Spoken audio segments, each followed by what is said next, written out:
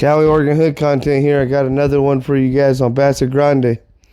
In the unincorporated pocket north of La Puente, known as Bassett, the streets carry the memory of a neighborhood that has endured through nearly a century of change. What began around 1939 as a working-class Latino community grew from farm lots and small houses into a place defined as much by family loyalty as by hardship. In those years, young men formed tight-knit cliques, informal groups of friends who watched one another's backs in a country that often overlooked them. They called themselves Barrio Bassett, and like the generations before and after, they built identity from geography. Over time, new names replaced the old: Bassett Rampla, Bassett Trece, Bassett Chico, and eventually Bassett Grande. Each title marking a shift as neighborhoods changed, the social world around them hardened. By the 1980s, law enforcement regarded Bassett Grande as a street gang interlaced with Southern California's broader prison and street structure, while families inside the neighborhood continued to see it as an extension of lineage, a sign that someone belonged. The county's prosecutors would later describe it as a multi-generational gang, active in everything from graffiti to narcotics, guns, a portrait of delinquency written in legal language that missed the deeper story of neighborhood raised on survival.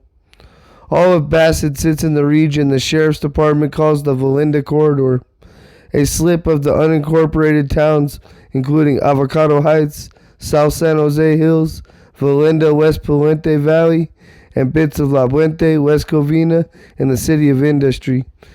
In the 1990s and early 2000s, the corridor became both home ground and contested zone, prompted authorities to issue a permanent gang injunction that named specific parks: Bassett Park on Vineland Ave and La Puente Park on North Glendora Ave, as gathering places that documented members were forbidden to enter within those borders.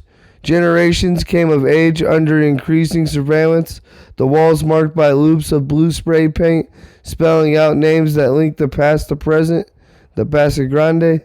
To outside readers, Bassett Grande appeared only in court files and headlines. Inside Bassett, it remained an identity passed quietly through families. Rivalries intensified across the Sul Gangster Valley, especially La Puente 13 and nearby La Puente. Residents often said Bassett was in the middle of everybody, surrounded on all sides by groups with their own histories and grudges. That phrase described both geography and psychology, a feeling of being encircled, pressed between larger forces, yet still ensured to stubborn sense of place. Despite decades of arrest, injunctions, social stigma, Bassett's name continues to surface in the county's collective memory as more than a label of crime. It represents an unincorporated community's resolve to exist in the shadow of cities that never formally adopted it. The streets, parks, and alleys that define it still echo the story of those who came before. The family that worked, fought, lost, and endured, leaving behind layers of names and meanings that turn this small corner of the Sul Gangster Valley into a living map of survival and identity. A neighborhood that never completely fits in any category except the one it made for itself, Bassett Grande. In the middle of everybody, a neighborhood that stands strong and keeps their pride.